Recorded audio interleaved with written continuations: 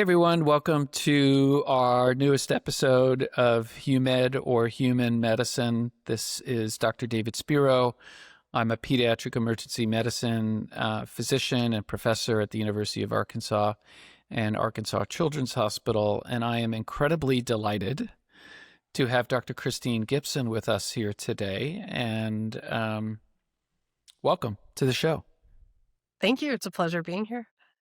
So this is really an exciting moment as we sit here right now, an incredibly exciting moment for HUMED, our podcast, because this show makes us international. Yeah. In two ways. I'm both a Canadian and living in Mexico this month. So Yeah. So with that, would love to hear a little bit of how you got here. What's your journey to La Ciudad de Mexico? Beautifully done. Gosh, I mean, I don't know if I could do it in 30 minutes, but I'm going to try to do the Coles Notes of it. But I went from being a hospitalist, so kind of that emergency type job that I was doing, to doing a lot of teaching abroad. So I had been running our health equity residency. I was really resonating with academic teaching. And I happened to be in Nepal in 2015 during the earthquakes. So I wasn't there as an emergency responder. I was there working with the medical school, doing some interviews of their students to find out how they thought their program was going. And a 7.8 on the Richter scale earthquake hit and devastated the country. And what year was that? 2015. So 10 Wow. years ago. Mm-hmm. Yeah, just over 10 years ago. I think it was April. And I had a lot of symptoms. I got evacuated on about day 4. So this is like 30 some earthquakes later. My apartment building has cracks in it. Like the stairs feel pretty fragile. I was not part of the medical response because the Nepali local team was totally ready for a big earthquake. Like they get them every 80 years. So they were prepared. They had a triage thing set up. And I got evacuated to Singapore, but like I was jittery. The rising of the garage door in the hotel would like send me into a tailspin. I was like Googling, does Singapore get earthquakes? And they don't. So I saw a psychiatrist and he said, well, you're having a normal response to an abnormal situation. And this is like an acute stress disorder. It's too early to know if you're going to have PTSD or not. I'm like, what even is PTSD? So I did a deep dive and I'm like, oh gosh, okay, yeah, like my job is hugely traumatic. I work 100 hours a week. I'm running 2 codes simultaneously on my night shift and, I'm in the emerge and covering wards. I would ignore cues to like sleep or eat or anything. So I quit the job like 2 years later in 2017 and I moved into a community-based family practice. And then because that I work in equity deserving communities, almost everyone I was dealing with had some kind of trauma, whether it was like childhood stuff or immigration stuff and racism, the trauma of living in poverty. And I started recognizing trauma everywhere. And I was like, I don't have the resources because in Canada, like the medical care is free, but the mental health is a little bit patchy. And so I was like, okay, I'm going to study how to be a trauma therapist. So I did. And that's what brings me to this chair today because I wrote a book, The Modern Trauma Toolkit. I'm a social media person, so I've got 130,000 followers on TikTok. I know, right? As TikTok trauma doc.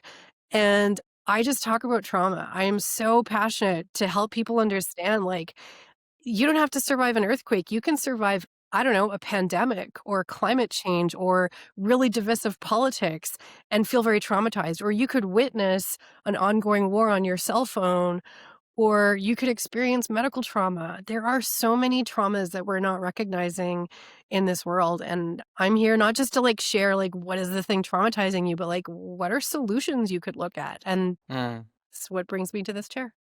Awesome. Well, that's an incredible story. So just quickly, again, for the audience, and some of our audience are early learners, where you're, can you tell me a little bit about where you grew up and where you went to college and medical school and your training? Can you give us a quick background on that?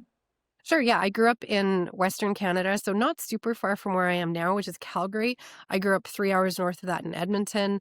I did my undergrad there, and then I went to Toronto, which I'm hoping most of you know about, and I won't mention about our Blue Jays team right now because that might be a sore spot for some It's all Americans. good. I'm rooting for them. Trust me.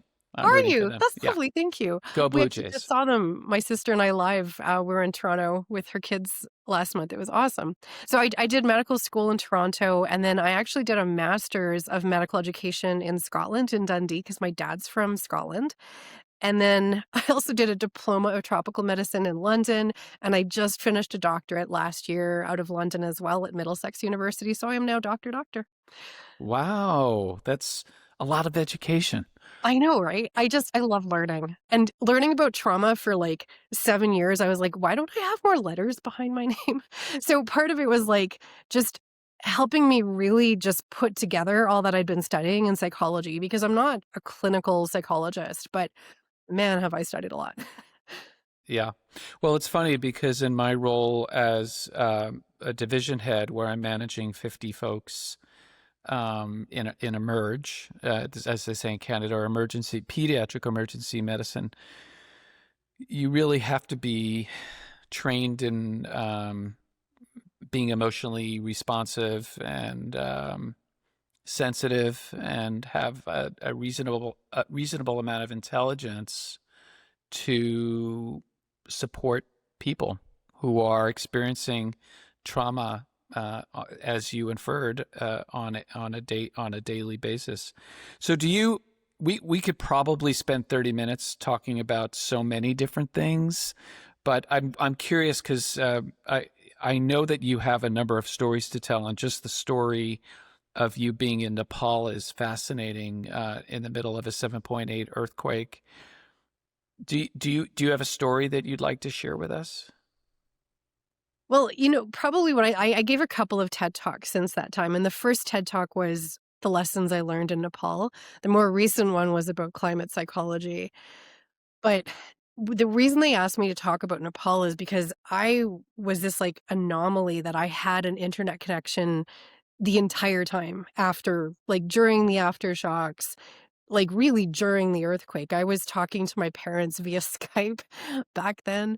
Um, you know, Almost while it was still happening, like, the immediate aftershocks were still happening. I was hiding under this table, and my laptop was in front of me, and we were all bouncing on the floor during the aftershocks, and I call my parents, it's, like, 3 in the morning in Canada, and I was like, "Okay, I clearly didn't prepare enough. Could somebody Google what I'm supposed to be doing in an earthquake, and I just want you to know that I'm okay, and I've tied my passport to my body in case this building collapses, but it's, like, actually not safe for me to go into the courtyard right now."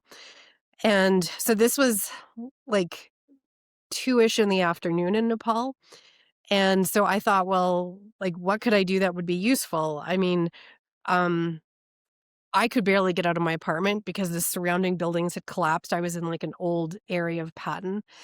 So I thought, well, maybe I could bring some food to the hospital because we're going to get totally swamped. And I didn't speak the language and I don't have surgical skills, so I wasn't really useful at the hospital. And luckily, another Canadian team, including emergency docs, had actually just spent 2 years helping the Nepali emerge, which interesting were the family physicians there learn how to create a triage system for a major disaster. So they were running that system on their own, like, seamlessly by the time I got to the hospital. And I had, like, a car full of food, and I kind of dropped it off because in a lot of countries, it's not like the hospital provides meals every day for patients. And, I mean, there was, the maternity ward had cracked, so they had tried to evacuate. I mean, they were practically delivering babies in the courtyard at this point because there were parts of the building that just weren't safe to be in. And then the emergency room was just flooded. But they had this as good a response as you could imagine, and I wasn't really part of the medical response. I was trying to figure out, like, what do I do? And I think the hardest thing for me was, like, recognizing that, like, we have this, like, white savior complex when we go do global health work, and we're like, "Well, I'm so useful. I've got all these degrees, and, I'm Western trained." Well, Nepali trained doctors are actually really good at their job. They're excellent clinicians. The community-based response was really good. Like, I would wander through the streets, and there would be these huge tarp set up with anyone whose house wasn't safe would be under the tarp, and they'd have Mm. this huge vat of rice and dal cooking that's like lentils, because the community showed up and they fed each other.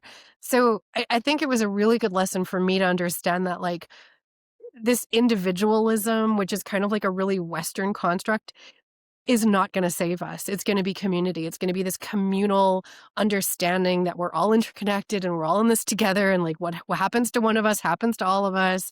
And this event for me was like a microcosm of when I learned that lesson. And from a personal standpoint, you had said that were having what sounds like panic attacks or some sort of traumatic response to sounds and noises afterwards. How did you progress with that, if you don't mind sharing with the audience? Did it progress? Do you feel like you actually did develop PTSD, and how do you define PTSD, or post-traumatic stress disorder? I don't think I ever had clinical PTSD. And honestly, part of what saved me was really early into my family practice journey when I recognized that I needed to study trauma therapy. A lot of the therapy protocols that I studied, you practice with each other. So like they will say to you, like, well, don't do big T trauma. I'm like, oh, the earthquake wasn't big T. Like I didn't see a lot of dead bodies. Like I just kept telling myself it's fine. And I would do like smaller things, like the opening of a garage door, or like even when someone bounds down the hallway and it feels like the floor is shaking, those would be the kinds of triggers that would really hit me. So they were body-based or somatic triggers. And so a lot of the therapies that I learned were body-based or somatic therapies. And so I studied, the first one was related to EMDR. It's a one where you move the eyes from side to Mm-hmm. side. It's Mm-hmm. called accelerated resolution therapy. It is crazy effective. Basically, like play the scene of the event like a movie, and then you change the movie through the therapy. And that session, like I think I studied that in, well, the initial training was like a 3-day weekend, and by the end of that 3-day weekend, I just felt really different. I felt like I could recognize the trigger, like it wasn't happening at a subconscious level. I could actually make choices even when the trigger was happening, and that's ultimately what healing trauma feels like. And then I studied a lot of other modalities like havening, which is like really gentle touch, and I'll do that with my patients in session. And my nervous system, compared to when I was a hospitalist, is so different. Like when I was a Mm. hospitalist, I was rewarded for running around in sympathetic drive, which is like our fight and flight system. Like the job does that to you. And even now, like the sound of a pager still puts me in a bit of a tizzy. But my nervous system is in such a different state now compared to what it was like pre-earthquake. Well, that's fascinating. We could spend hours talking about this, and I'm definitely gonna. By the way, right away, 10 minutes in, you're coming back because we have so much to talk about. But it's funny you say that. When I was a small town doctor in Newport, Oregon, an episode that the audience will hear, we just taped, was me talking about a somewhat traumatic experience I had with a baby with meningococcemia. But I remember, and I was on call every other night. I was a rural pediatrician for 5 years to pay off my debt, working on a Native American reservation and in a small town with an 85% Medicaid population. So uh, um, uh, talk about disequity and or health disparities. This is a population that was very poor. But I remember one night I got paged 10 or 15 times in the middle of the night because the patients could directly get a hold of me at this point. And I actually threw the pager in the potty. And I know that sounds funny, but I was actually really like I almost lost my cookies. And I think that many people in our field live in a hypersympathetic response. And I've done a lot of learning myself in the crazy world that I live in emergency medicine. I'm on a very interesting journey because I had self-diagnosed insomnia. And I've really, one of the things I'm incredibly proud of is I think that, you never cure yourself of it, but um, I developed patterns. I've learned a lot about sleep ritual, and I have a system that gives me feedback every night when I wake up, and I sleep cool and do all the things that are evidence based that improve sleep. And that one simple thing, and I've changed my diet and other things, but that one simple thing about sleeping well, and it is such an important thing for us in healthcare, because there are times where we are living in a sympathetic space where you described a little bit, and what we experience is making impossible choices on a day-to-day basis, and both choices that are available to us are are not great for the family. And I have found that paying attention to and giving time, energy, space, and really self love around sleep has made a huge difference. So I'm curious, in your learnings and in your education and now your experience as a practitioner, what do you think about sleep? And I'm sure it's part of something that you think about and talk about. Absolutely. I mean, because I'm obsessed with learning, last year I also got board certified by the American Board of Lifestyle Medicine. And I'm actually I'm running a workshop on stress reduction in November virtually. So the conference is in Texas for the ABLM, but I'm doing a virtual workshop. And so the tenets of lifestyle medicine are just what you described: stress reduction, sleep, diet, exercise and moving your body, and like developing social relationships and working on loneliness. So these are so essential to human health. And it's unfortunate that physicians don't learn a lot about that.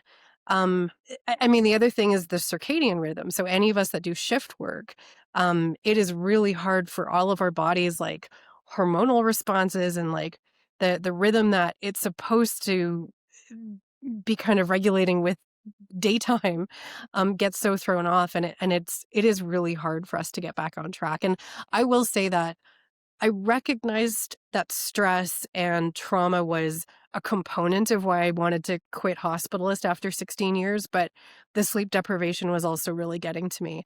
Um, I was almost the opposite of you. Like, I could sleep anywhere. You could stick me in a chair for 3 minutes and I'd be asleep. I'm that person, and I still am. The airplane takes off and I'm asleep before we hit, the altitude. So I was just chronically tired. Um, and I think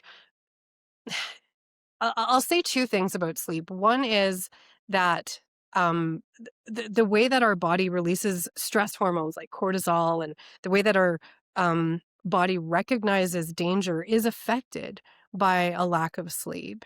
And sleep is when our parasympathetic system is supposed to be working. It's supposed to be allowing our body to heal and recover. And when our body is so locked into sympathetic, anything that can help pull us towards parasympathetic.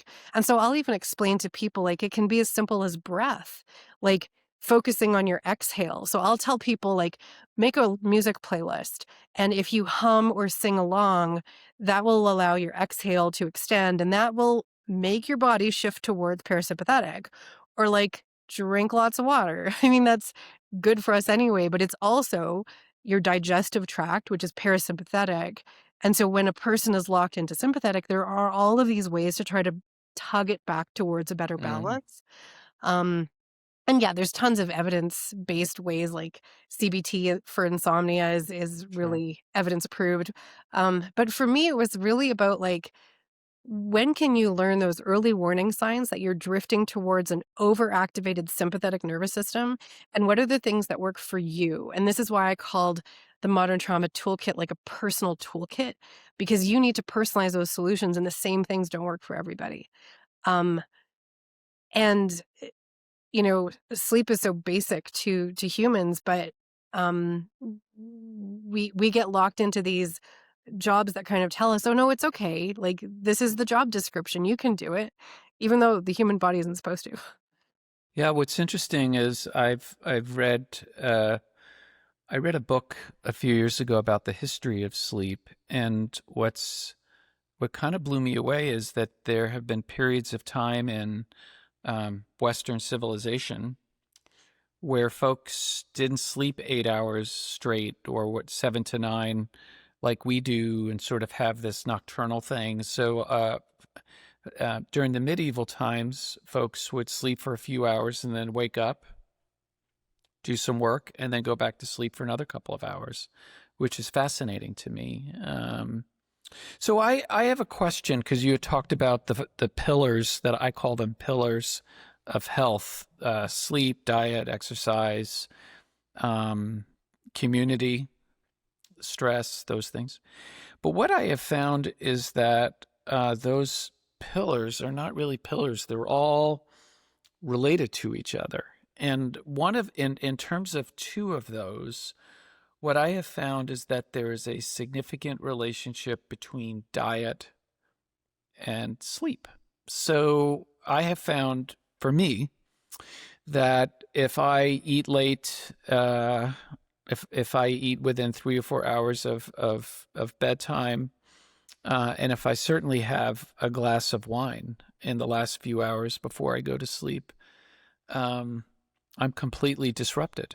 And I'm curious what your thoughts are between diet and sleep, and what sort of diet are you what are the things that you've learned about around diet? I'm going to give you an answer that you're not going to have gotten from anybody else, David. So Whoa. one of the other many things that I've studied is Ayurvedic medicine. And so, I'm all about Ayurvedic. We have oh, an cool. Ayurvedic. We have a Ayurvedic center in the Ozarks, and I just came from a men's retreat, and it's all about Ayurvedic. I know my Amazing. doshas. I know my doshas. So Do you know your gunas? I don't know that. Can I share? Yeah, Um, please. so in the 80s, a modern day biochemist named Stephen Porges was working with the vagus nerve, and he uncovered what he called polyvagal theory. And back then, he kind of related it to folks who had autism, and that's what he was mostly working with. But as he started talking to folks who'd been through trauma, he recognized that polyvagal theory really applied to the way we describe trauma. So we talked a lot about fight and flight in the sympathetic nervous system, but what we haven't talked about is how there is also this parasympathetic overwhelm, and that is what we call freeze and collapse.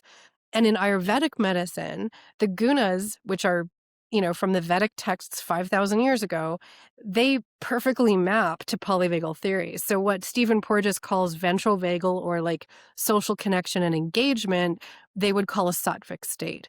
What Stephen Porges would call like freeze collapse, and he calls that dorsal vagal, which is the vagus nerve that's running from the back of the brain down through the body. In the gunas, they would have called that tamasic. And then that sympathetic tone that we've been talking about, like go, go, go, restless, brain, body, that is rajasic energy. So like humans keep reinventing stuff.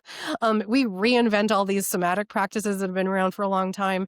And when it comes to like diet and exercise and wine intake, part of that has to do with like what your body composition is. Like, are you a person who is that go, go, go type? And so that, as you know, in the doshas, we call that vata. But like, if your mind is really, really racing, you have to kind of and that's why I really don't think it's one size fits all, because you say like, oh, that glass of wine and that, snack really messes me up. But for some other people, it might be the solution. So I think a lot of it is like learning your own body and what's working for your body. And one of the things I've had to unlearn from our like medical apprenticeship model is that like there's this one size fits all thing. So the fact that you know that about your body is kind of helping you recognize like the energy, and it probably has to do with like the carbohydrate and the sugar intake and what your insulin spike is doing, and how, like all of those neurohormonal um cascades also matter. But I think it can be just as simple as like learning yourself. Like, what does my energetic state need? And following the patterns that seem to be putting you in the flow where, like, hey, if I do this, then I get to sleep. And that's what I really loved about Ayurveda is it's like so personalized, and it's really about what in polyvagal theory they call befriending your nervous system. And so they would have not used that kind of language 5,000 years ago in the Vedas, but it's about listening to what works for you and Well, becoming really attuned, because like for me, I'm really attuned to not being a morning person anymore. Now that I have like more choice over my schedule, I don't book myself in for anything at 8 o'clock because like I know that I'm like a nocturnist. Like that's the way that my circadian rhythm wants to be set up. And everyone has these different like chronological chronotypes is what they call them, but we ignore those and we're like, oh well, you're gonna go to school for 8 o'clock and you're gonna go to work for 8 o'clock. And the world doesn't work for folks to like really listen to their body. And so much of what I teach in my socials and the modern trauma toolkit is like, these are the ways that you need to be listening differently, and here's how to do it, because we've been taught to suppress those signals for so long. so um, here's a question that I think I know the answer to, which is when you went to medical school, how much did you learn about sleep and diet and this many of the things that you're talking about? How much did you learn about Ayurvedic medicine? Did you learn any of that in medical school? At all. So I graduated in 1999, so that'll date me a little bit, but that's okay. I'm good with it.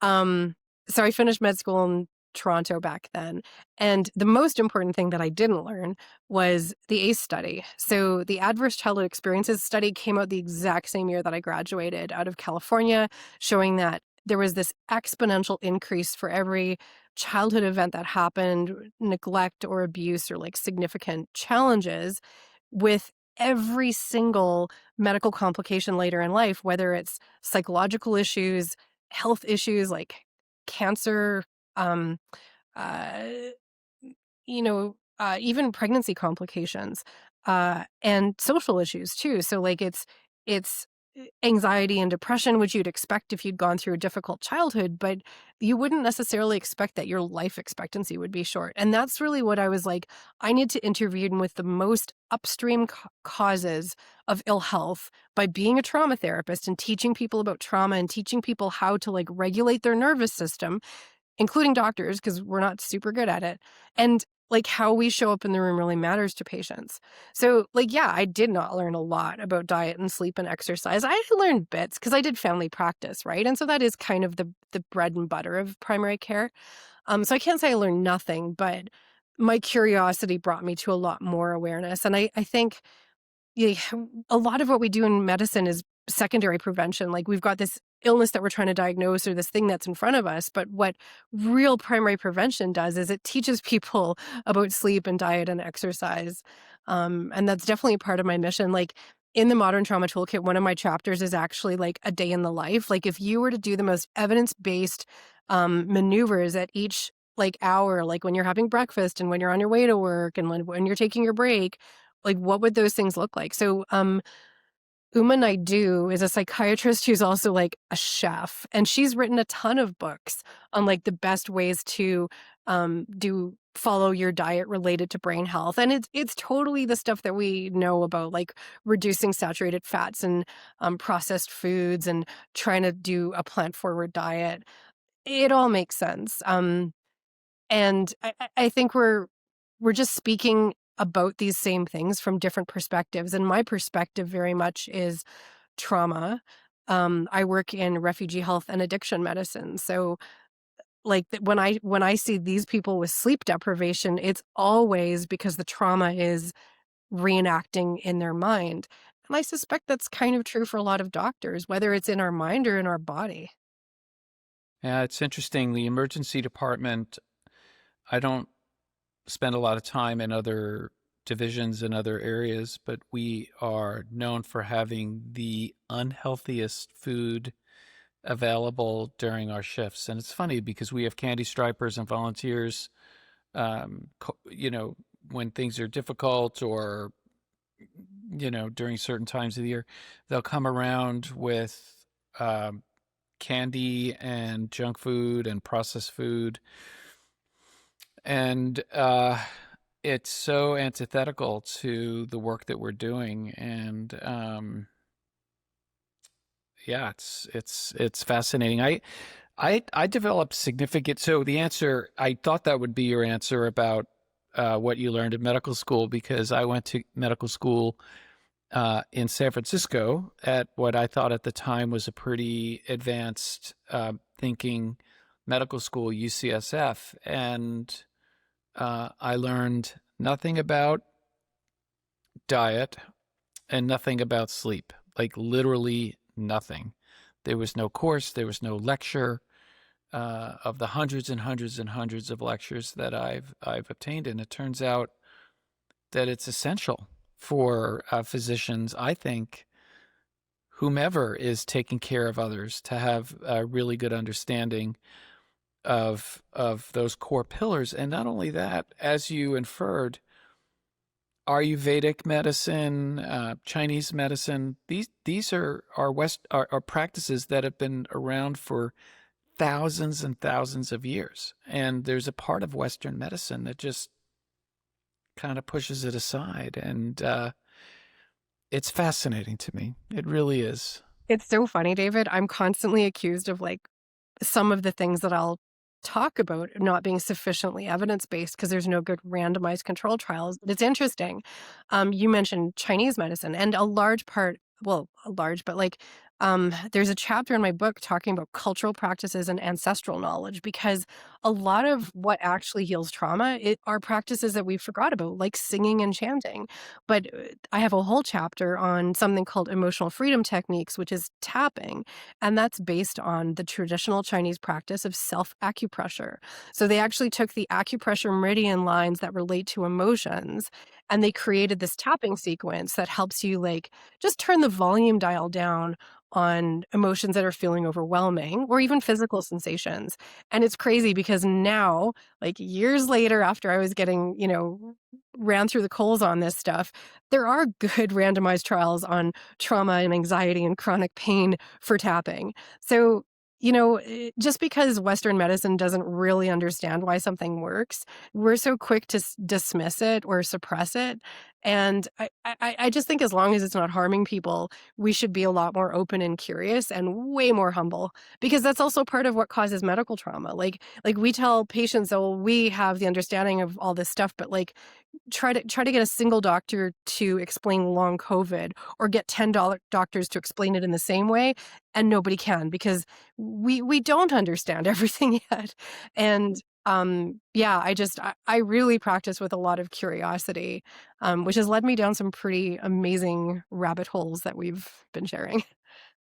Well, there's one thing I'll talk about, and then we'll kind of wrap it up, because we literally could probably talk for hours. But my best friend lives in Eastern Europe. That's a good thing for me. And I'm about to set on a journey to Iceland and Eastern Europe on Tuesday. So I'm really excited about that. And uh, my time in Eastern Europe, he's very much a holistic human being, and is practices Ayurvedic practice, and so we've been jiving about that the last 10 or 20 years. But one of the things that I learned about Eastern Europe and Northern Europe is they are incredibly dedicated and enculturated into sauna culture.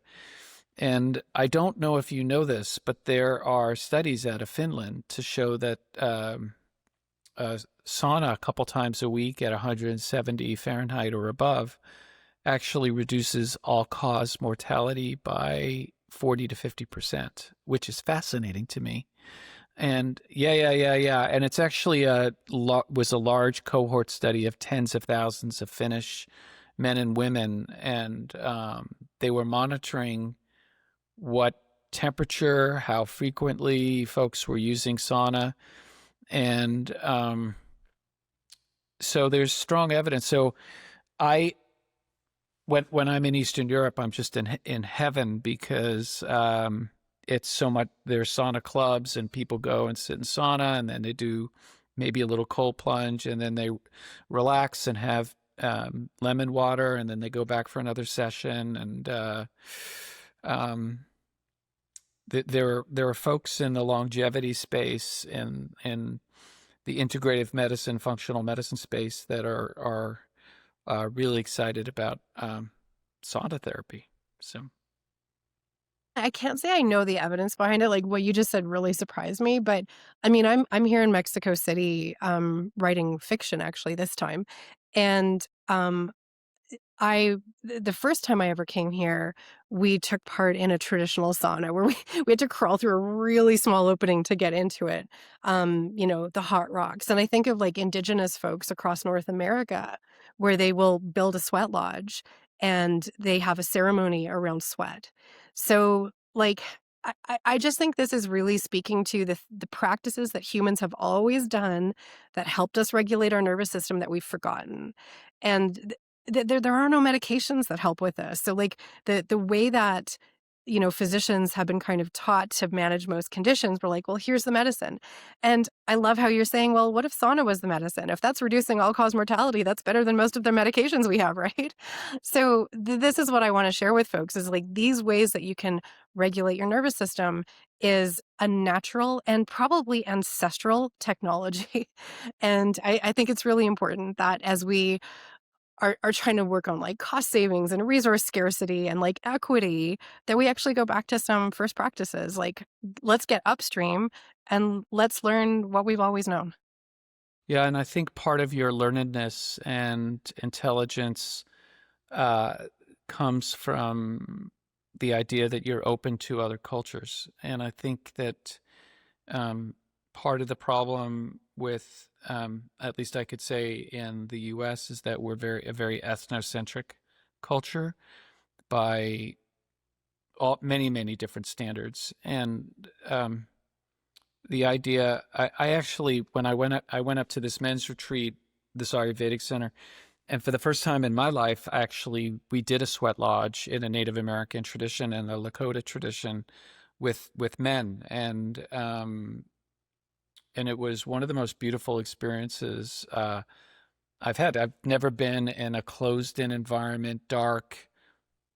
It's smoke coming from hot coals, and we were singing Native American songs, and it was one of the most grounding experiences of my life. And I think if we're open to learning about other cultures, it can be an incredibly eye-opening experience, not only for our own health, but for the health of the folks that we're treating. Absolutely. Yeah. I think modern trauma kind of needs some ancient solutions sometimes. Yeah, I really I totally agree. I mean, I've been to probably 70 countries now, so I'm weirdly traveled, and I've worked in a fair few, like not just Nepal, but Myanmar, Laos. I was there for like a month every year for 8 years, and then throughout East Africa and Ethiopia.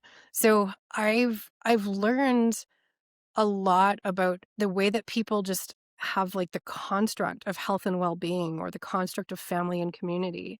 And ours in North America is among the unhealthiest, sadly. And I don't think it has to be that way. So I'm hoping that, you know, th- there seems to be a lot of people who want society to function in a different way. And I'm hoping that as we kind of restructure what we want, we really think about like what has always worked for us. Yeah. Well, this has been an incredible conversation. Your story about Nepal and also just everything that you are doing to, I would say, improve the health of us all is monumental, incredible, and it was an incredible honor to have you on our show. You're just an inspiring colleague and physician, and thank you so much for taking the time today to have our listeners hear what you have to say. Thank you. That was so sweet. I'm just a nerd who likes to learn and likes to share, but I appreciate Yeah, I'm a nerd probably that has some neurodiversity. I'm yes, I know. Yeah. I think actually many of us that go into medicine are slightly neurodiverse or significantly neurodiverse. So anyway, Another topic for another day. Thank you so much. And everyone that's listening, please, you can see us on YouTube, Spotify, wherever you get your podcast listens to. And hopefully we'll be on some of Christine's TikTok videos. Maybe we'll make a couple TikTok videos about this podcast. I've still not figured out the whole TikTok thing. So, Oh my God, so good. all right. Thank you so much. Thank you. Thanks for listening to HUMED with David Spiro, MD. If you like this episode, make sure you're subscribed on Spotify, Apple, or your favorite podcast platform. The video versions are also available on YouTube. Make sure you subscribe and hit the bell there so that you never miss a future episode.